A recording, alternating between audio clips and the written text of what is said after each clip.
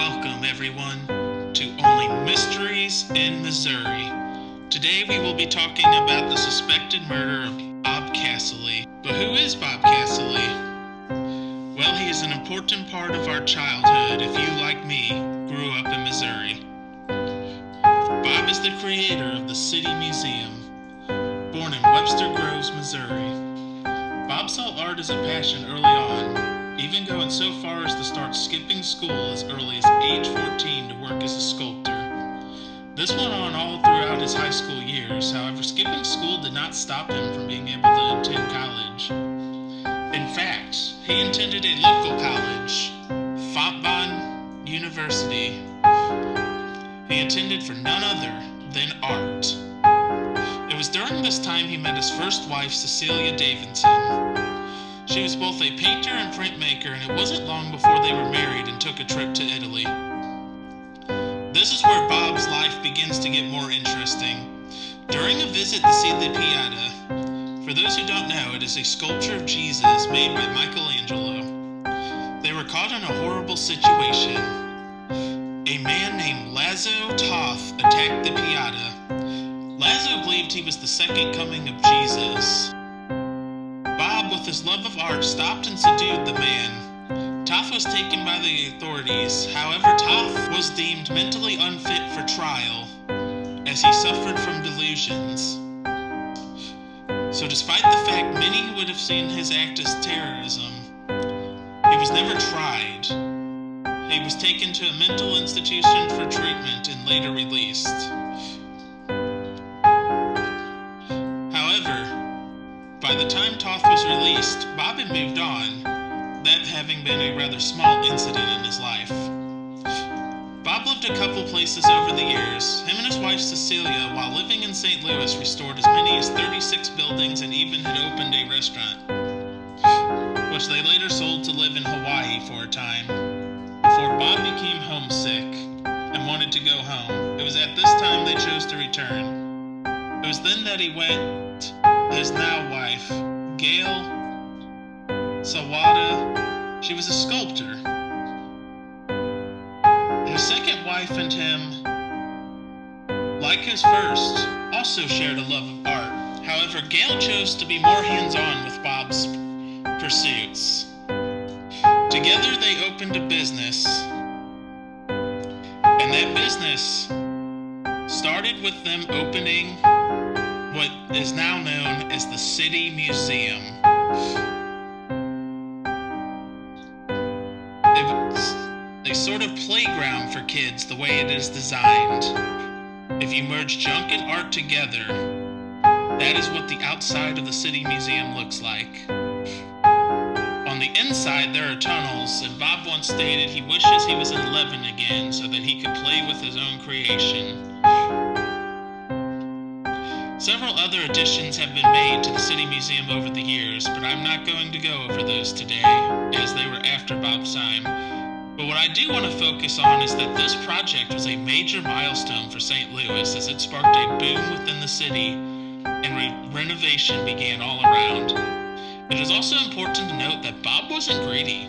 In fact, the City Museum was free initially, but he was forced to make it a place you had to pay to visit later due to financial obligations.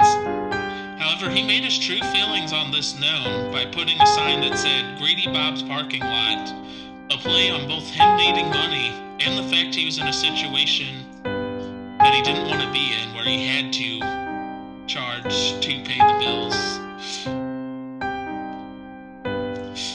In the year 2000, Bob begins work on cement land, then divorces his second wife in 2002.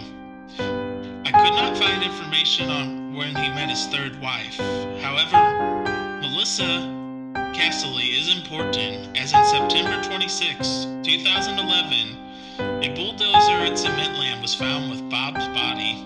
The bulldozer is thought not to have slammed into the Bob, as in some cases of fatalities of vehicles, but to have ran him over. Here's where things get interesting.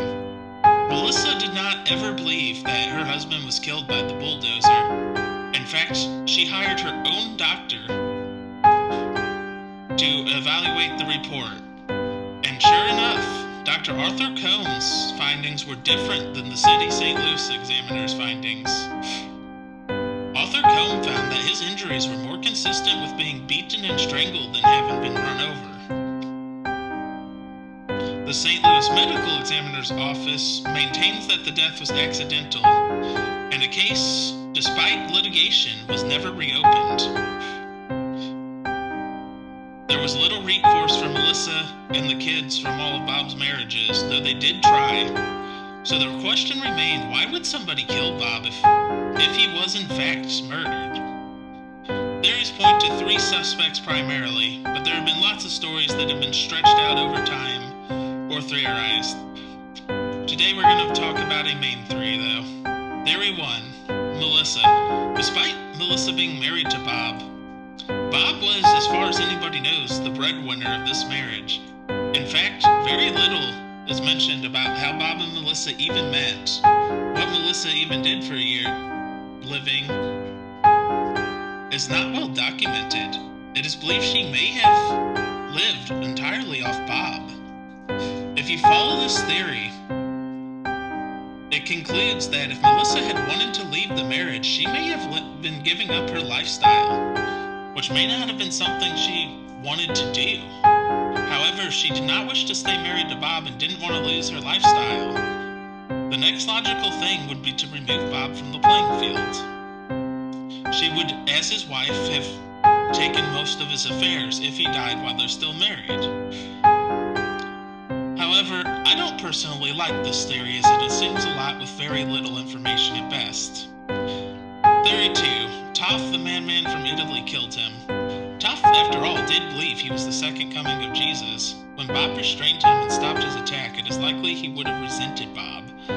However, the problem with this theory is, while it would not have been hard to find Bob, as Bob was well known, and it was well known that he was working on cement land day after day, Thoth resided on the other side of the world. He would have had to travel a great distance. While doable, it is not likely, as often is the case with risky citizens, travel may not have been allowed for Thoth. Not to mention, Italy deemed Thoth safe to return to the public, as he was treated for 2 years for mental illness. He would have had to have slipped mentally again after being released.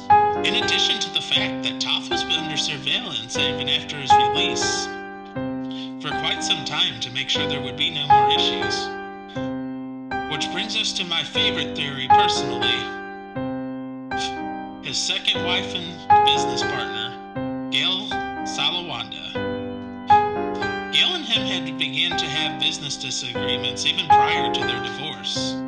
They continued to have a few disagreements over the years after they had divorced. Gail also had ties to the community, which is important, as if you consider the fact that it would have taken someone with ties to the community to have wanted Bob's case to not be investigated. Someone like Gail, perhaps? It would explain why the St. Louis reports didn't want to reopen the case, and why they were inconsistent. As I maintained earlier, his death was more consistent with being beat to death than a bulldozer running him over. Gail also stood the most to gain, despite people theorizing his kids may have had a hand in his death. Gail had half ownership of all these businesses. And what a lot of people do not realize is that those who have ownership of businesses override wills. It wouldn't have mattered what Bob had in his will if the banks determined that Gail was the true owner. The same is true of even bank accounts that are left open with dual names on. The other owner would receive the funds before anyone in the will. And sure enough, Gail, after Bob's death, has continued as the director of the City Museum. But this theory, while it has the most foundation of any, is not without its flaws. Gail is and was, in her own right, a successful woman, which makes motive for such things seem less likely, as all she would have stood to gain was more control, but she was by no means suffering, and and she was not without her own success. Whatever truly happened to Bob Casserly, we may never know. What do you all think? Do you think he was killed by an accident by a bulldozer that wouldn't have made injuries consistent with his? Do you think someone he knew did it? Or do you think it's possible his death may have been at the hands of somebody random after all? St. Louis was and is a dangerous area to be, especially at certain times of day. And Bob was known to go to Cement Land any time of day, including in the evening. Let me know what you all think, and I will see you in the next one.